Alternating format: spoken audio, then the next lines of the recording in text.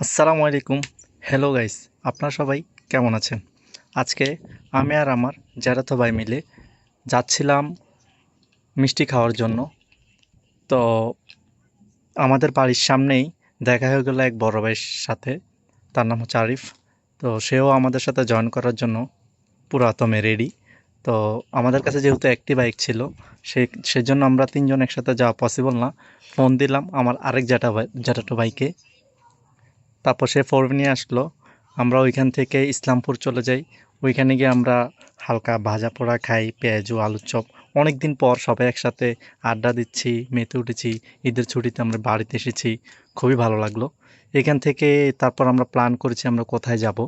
তারপর চিন্তা করলাম ডলটা বাজারের দিকে আমরা যাই। ওইখানে আমরা গরম গরম রসমলাই, মিষ্টি এগুলা খাওয়ার চিন্তা ভাবনা করলাম। তো আমরা চলে আসলাম রসমালাইয়ের দোকানে। এখানে এসে আমরা রসমালাই খাইলাম। ইভেন বাড়ির জন্য আমরা রসমালাই নিয়ে আসলাম। রসমালাইটা যেহেতু গরম গরম ছিল, খুবই মজাদার ছিল।